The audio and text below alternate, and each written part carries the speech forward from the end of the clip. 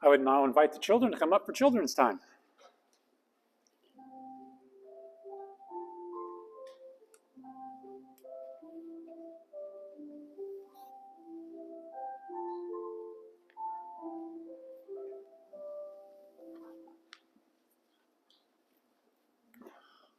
Well, welcome everyone. Good to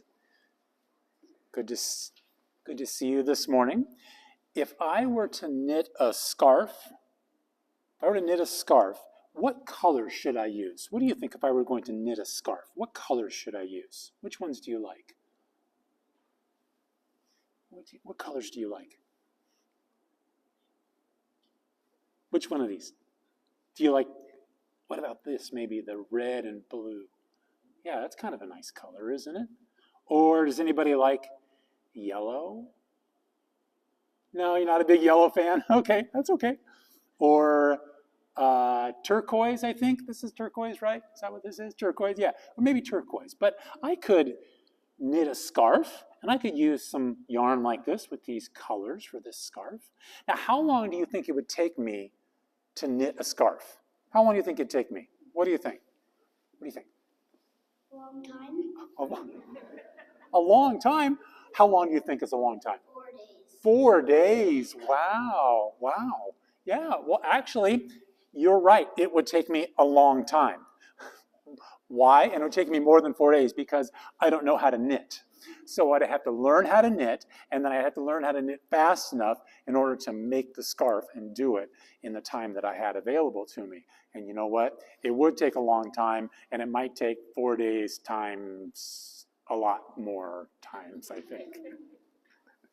So it would, maybe what I could do then is as I learned how to knit and I started to knit it, I would bring the scarf, and then you would look at the scarf, and I could show you each week at children's time, look, it's getting larger, it's starting to grow. And I imagine for the first couple of weeks, there would only be a little bit of scarf there.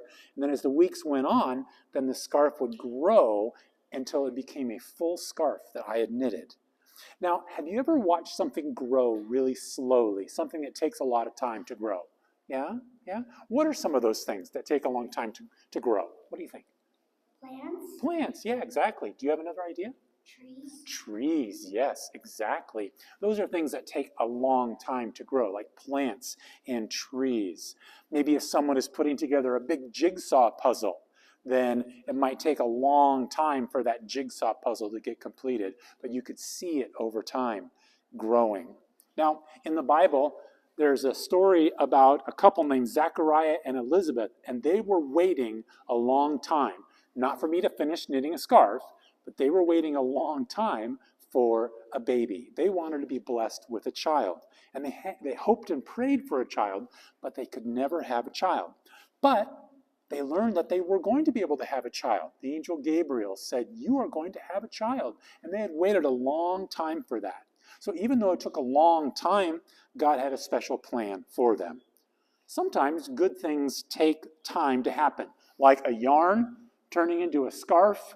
That's something good, a scarf, but it's going to take a long time if I'm going to knit that scarf for that to happen. But no matter what's going on in our lives, God is always at work. Even when we can't see it, even when we have to wait to see what God is doing, God is at work. And God has special plans for each one of you because God loves you. Please join me. Let's pray together. God of love, help us to trust that you are always working, even when we can't see what's happening, Help us to be patient, and trust in you, Amen. All right. There's not going to be Sunday school today, so I'm going to dismiss you back to your seats. Thank you for coming up today.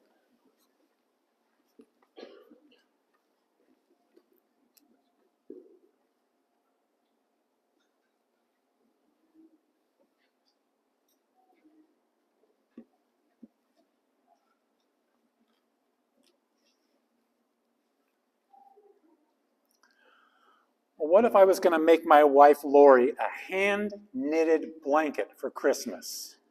What if I was going to do that? I should have started about 2 years ago, I think, if I wanted to do that. But let's say I wanted to make something by hand to show my love for her. Now, if I was going to do something that was hand knitted, I wouldn't just be able to go to Target and pick something up, obviously, but I would have to begin this journey of patience and love.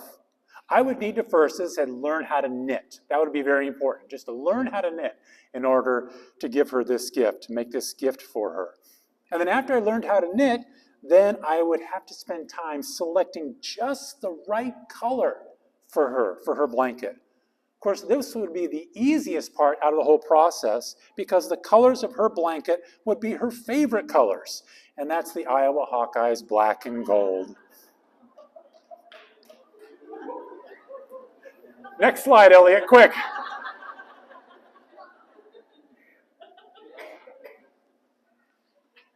The knitting would take countless hours.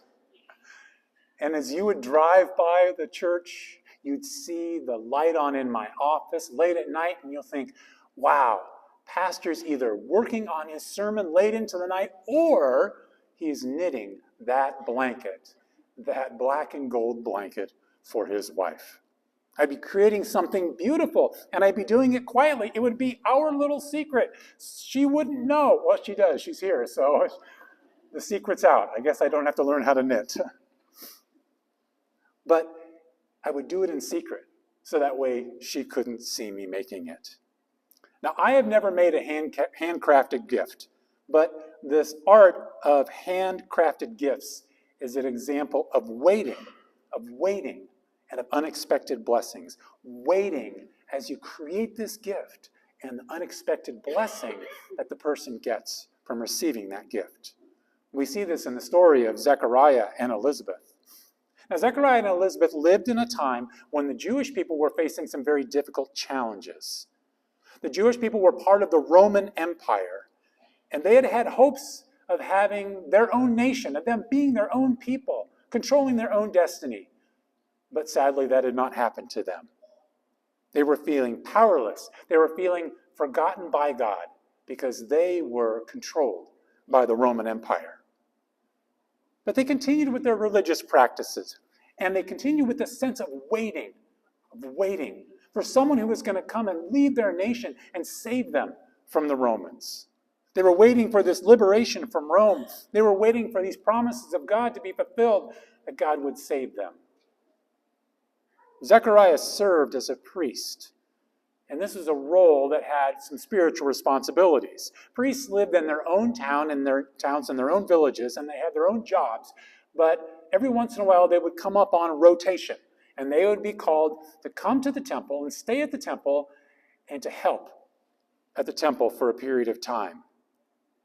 Also, one of the priests would be chosen randomly, or by lot, it's called in the Bible, by lot.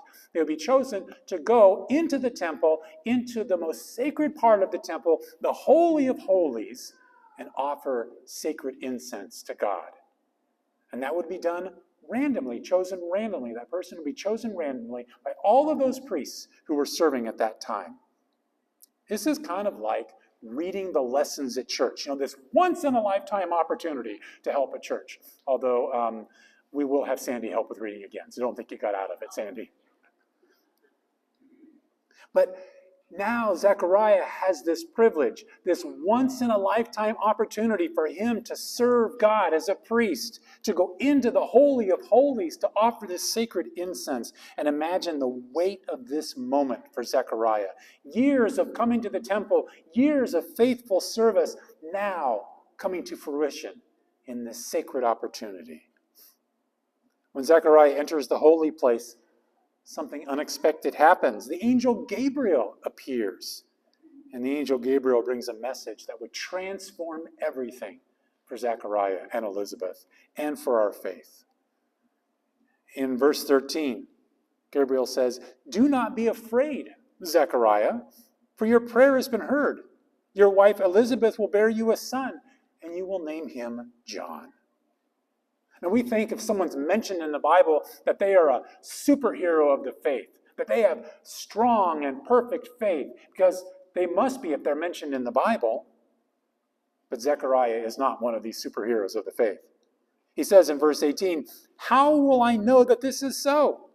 For I am an old man, and my wife is getting on in years." Zechariah struggled to believe.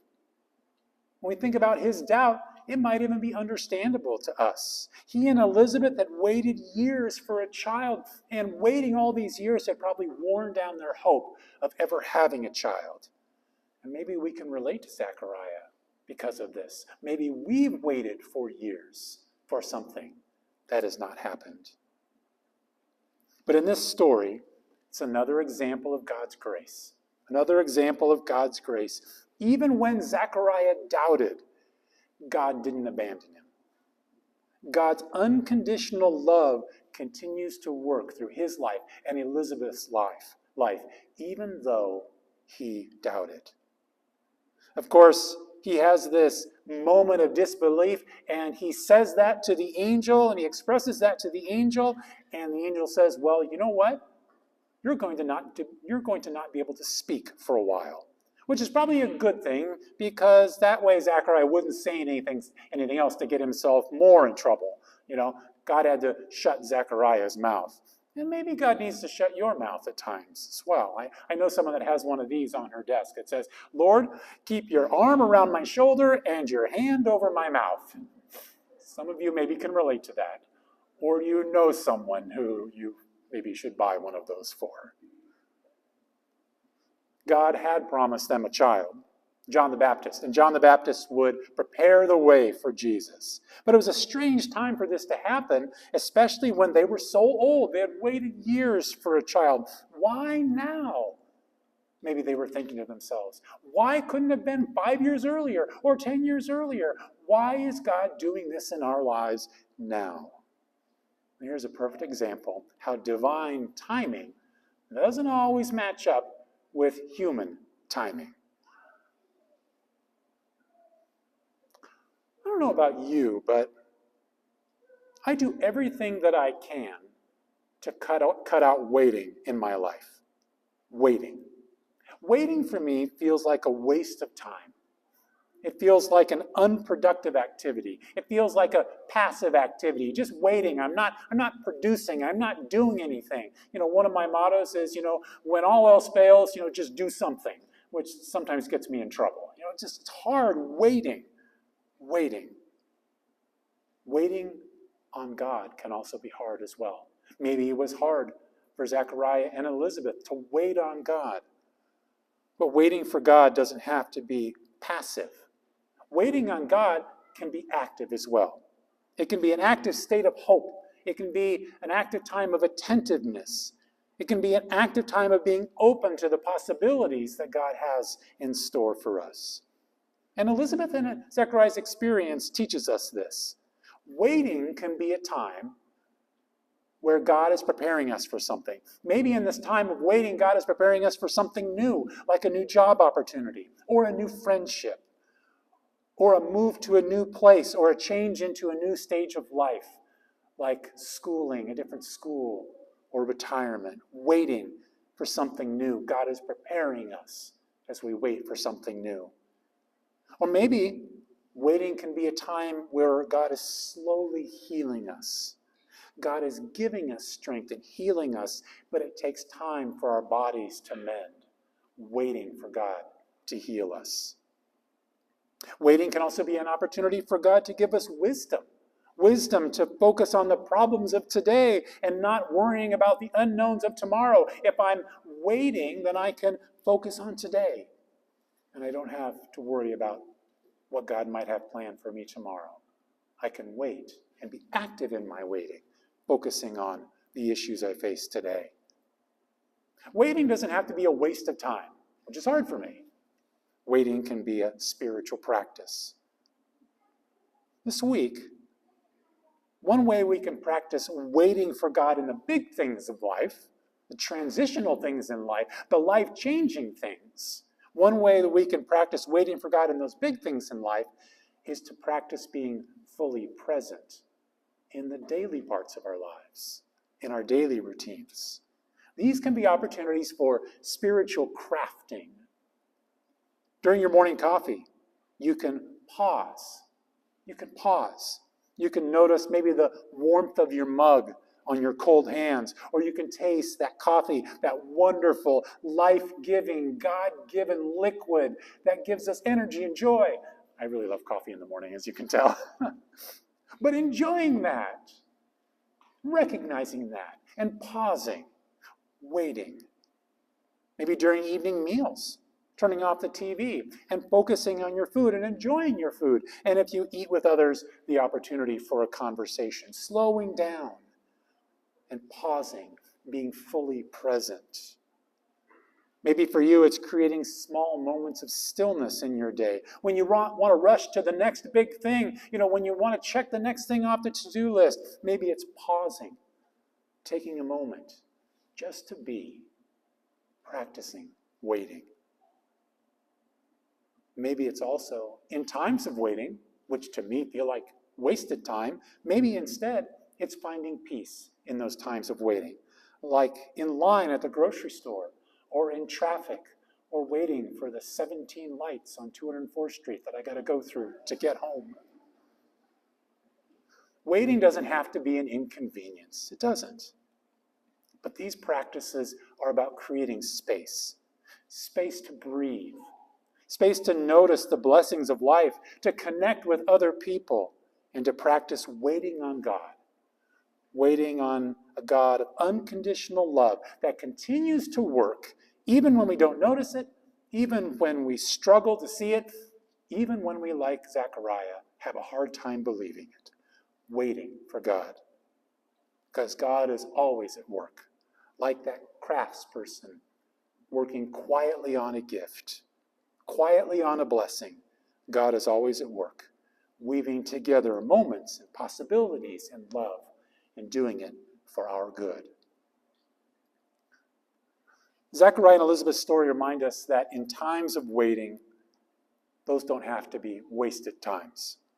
They don't have to be wasted in life, and they aren't wasted when it comes to our relationship with God.